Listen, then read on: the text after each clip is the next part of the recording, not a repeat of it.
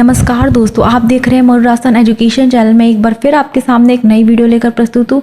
और आज इस वीडियो में मैं आपको बताऊंगी एग्ज़ाम में फेल होने के कारण। जो मुख्य कारण है, आप देखिए गवर्नमेंट की एक तैयारी करते हैं बच्चे, 1 साल पढ़ते हैं, 2 साल 3 साल लगातार पढ़े जा रहे हैं और फिर भी वो फेलियर का फेस कर रहे हैं, फिर भी उनके एग्ज़ाम नहीं निकल रहे। तो क्या इनके कारण हो सकते हैं जिस वजह से आपके एग्ज़ाम नहीं निकल रहे? ये सारी गलतियां आप अपने प्रिपरेशन में कर रहे हैं, लेकिन आपको खुद को ही नहीं पता कि आप ये गलतियां कर रहे हैं। और आज इस वीडियो में मैं आपको वही गलतियों के बारे में बताऊंगी और उसको कैसे सही करें उसका भी मैं आपको कंप्लीट बताऊंगी। तो वीडियो को एंड तक ज़रूर देखना, क्योंकि ये वीडियो आपके लिए बहुत नॉलेज वाली होने वाली है। अगर आप कोई भी भर्ती परीक्षा की तैयारी कर रहे हैं तो ये वीडियो आपके लिए बहुत महत्वपूर्ण होगी। चलिए बिना टाइम वेस्ट करे अपन अपनी वीडियो को स्टार्ट करते हैं। देखिए, सबसे पहला कारण है आपका पढ़ाई को लास्ट मिनट तक टालना। बच्चे क्या करते हैं कि पढ़ाई तो लेके बैठ जाते हैं लेकिन टालते हैं उनको।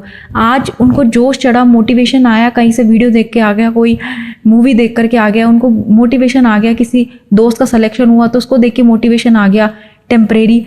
तो वो उस मोटिवेशन की वजह से वो बच्चे पढ़ते हैं। 1 दिन पढ़ लेंगे, 2 दिन पढ़ लेंगे, तीसरे दिन वो मोटिवेशन हो जाता है डाउन और वैसे ही वो अपनी पढ़ाई छोड़ देते हैं या फिर अपनी पढ़ाई कल के लिए टाल देते हैं। तो ये सबसे ज़्यादा जो मुख्य कारण है वो यही देखने को मिलता है, जिसकी वजह से वो बार बार फेल होते हैं। बच्चे क्या करते हैं कि आज उनने देखा कि एक बच्चा आरएस में निकल गया, उनका भाई या फिर उनके घर में से कोई आरएस में निकल गया, तो वो आरएस की तैयारी में लग जाते हैं। फिर उनने देखा कि उनका कोई दोस्त है वो बैंक की तैयारी कर रहा है, तो उसके पीछे भी चलने लग जाते हैं, बैंक की तैयारी करने लग जाते हैं। तो बच्चे क्या भगते हैं और ये सबसे ज़्यादा गलत चीज़ है। आप अपना एक पर्टिकुलर गोल बनाओ कि आपको किस फील्ड में जाना है और वो खुद के हिसाब से बनाओ कि आपका मन किस में, इंटरेस्ट किस में है, कौन सी ब्रांच थी आपके पास और कौन सा इंटरेस्ट है आपका मेन। तो जिस फील्ड में आप जाना चाहते हो, जिस फील्ड में आप काम करना चाहते हो, उस फील्ड में अपना एक रुझान बनाओ और फिर उसकी तैयारी करो। ठीक है, सक्सेस आपको तभी मिलेगी, किसी को होड़ा होड़ी में या किसी को देख करके कभी सक्सेस नहीं मिलेगी, है ना। तो यही है आपका कि स्टूडेंट को क्या करना चाहिए, अपना एक फिक्स गोल बनाना चाहिए और उस पर मेहनत करनी चाहिए। और वो गोल खुद के लिए होना चाहिए, खुद की तरफ से होना चाहिए। ठीक है, नेक्स्ट है आपका मोबाइल और सोशल मीडिया से डिस्ट्रैक्शन। देखिए, मोबाइल और सोशल मीडिया ऐसी चीज़ है जितना आप उसको चलाओगे ना, वो उतना आपको अपने तरफ अट्रैक्ट करेगी। ठीक है, तो आपको सबसे कम एक तो इंस्टाग्राम, ठीक है, और ये फालतू का जो होते हैं ना रील वाले ऐप्स होते हैं और ये काफ़ी सारे गेमिंग ऐप्स होते हैं, ये सब अपने मोबाइल से बिल्कुल हटा दो अगर आपको सीरियसली अपनी लाइफ में कुछ बनना है। तो अगर आपको कुछ बनना है तो सिर्फ आपके पास पढ़ाई वाले ऐप्स होने चाहिए जिससे आप पढ़ें। बस आपके आगे सिर्फ पढ़ाई होनी चाहिए। मोबाइल में व्हाट्सएप वगैरह और इंस्टाग्राम वगैरह ये सब हटा दो। ये रील आपको आप सोचोगे कि मैं बस 1 सेकंड 2 सेकंड 2-3 रील देखूंगा माइंड फ्रेश के लिए, पर ऐसा होता ही नहीं है। कब आपके आधा घंटे निकल जाते हैं आपको खुद को पता नहीं होता। तो ये चीज़ें सबसे ज़्यादा आपका टाइम खाती हैं। इसको बिल्कुल अपने जो फ़ोन की है डेस्कटॉप उनसे बिल्कुल हटा दो। ठीक है, बिल्कुल फ़ोन में से इन सब चीज़ों को डिलीट कर दो आज ही।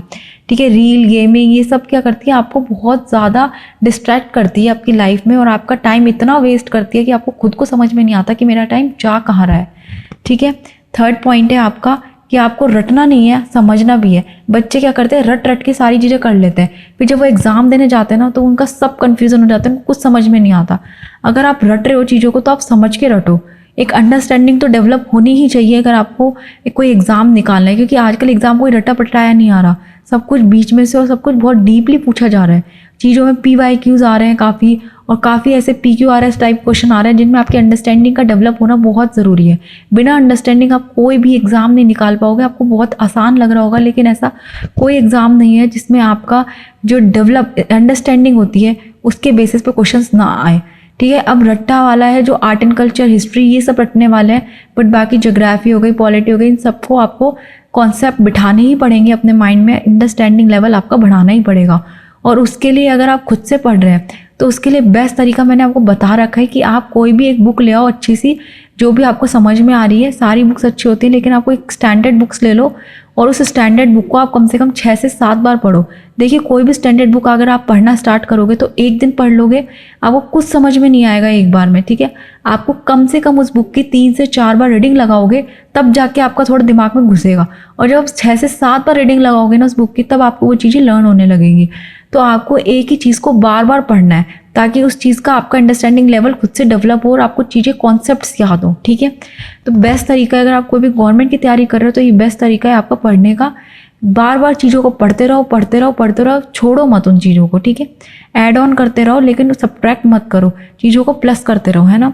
तो ये सबसे बेस्ट तरीका है आपका पढ़ने का। एक स्टूडेंट फॉर्मूला समझ रहा है, बस एक जो उसको रट्टा मार रहा है, ठीक है, इनमें बहुत डिफरेंस होता है। जो समझ रहा है ना वो क्वेश्चंस बहुत आसानी से सॉल्व कर देगा, और जो रट्टा मार रहा है ना वो रट्टा मार के फॉर्मूला तो लिख देगा, फॉर्मूला तो लगा देगा क्वेश्चन में, लेकिन सॉल्व नहीं कर पाएगा, है ना, आंसर्स तक नहीं पहुंच पाएगा, ठीक है। नेक्स्ट आपका है आपका टाइम मैनेजमेंट। टाइम मैनेजमेंट होना बहुत ज़रूरी है। अपना जो शेड्यूल है वो आपको तैयार होना चाहिए।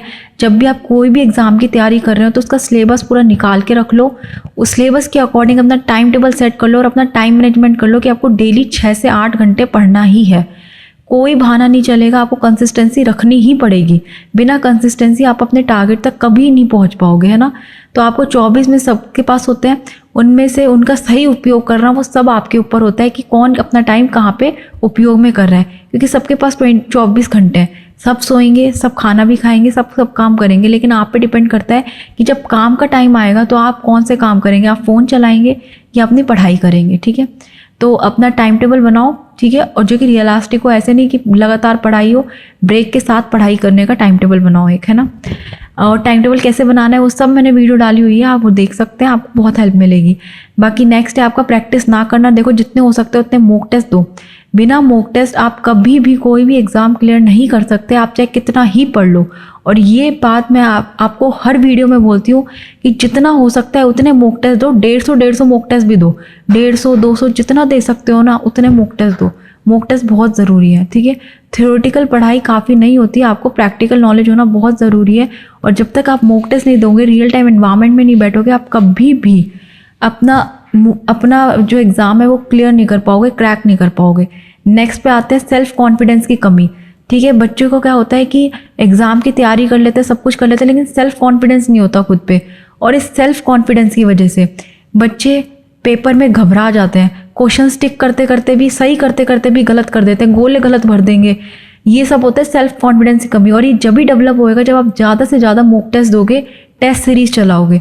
आप टेस्ट सीरीज आपको बहुत सारी ऐसी ऑनलाइन ऐप से आपको मिल जाएंगी। बाकी यूट्यूब पे भी बहुत सारे टीचर्स ऐसे हैं जो आपको PYQ क्वेश्चंस कराते हुए मिल जाएंगे, तो वो देखो। जितना आप PYQs देखोगे, मॉक टेस्ट करोगे, उतना ही आपका कॉन्फिडेंस गेन होगा, और वो कॉन्फिडेंस आपको एग्ज़ाम टाइम में बहुत हेल्प करेगा। नेक्स्ट, अपने गाइडेंस और प्लानिंग का होना बहुत ज़्यादा ज़रूरी है। अगर आप स्टार्टिंग में बिगनर है तो कोई भी एक अच्छी आप कोचिंग ले लें और पढ़ना स्टार्ट कर दें अपना, और वहीं से अपनी मॉक टेस्ट ले लें, पढ़ना स्टार्ट कर दें अच्छे से, है ना। तो ये आपका लास्ट ही था कि आपको कैसे, और बहुत सारी स्ट्रैटेजी प्लान्स और ऐसी चीज़ें हैं वो मैंने बनाई हुई हैं, आप देखना मेरे चैनल पे, आपको सब वीडियोस मिल जाएंगी। और कुछ नहीं है, अगर आपको कुछ और ज़रूरत है तो आप मुझे कमेंट बॉक्स में कमेंट करके बताना, मैं अपनी ज़रूर हेल्प करूँगी। इस वीडियो में मैं इतना ही रखूँगी, मिलते हैं अगली वीडियो में। अगर आपने वीडियो यहाँ तक देखी है तो वीडियो को लाइक करके ज़रूर जाना, चैनल को सब्सक्राइब कर देना अगर आप नए हो तो। मिलते हैं अगली वीडियो में। इस वीडियो को देखने के लिए धन्यवाद। जय हिंद, जय भारत।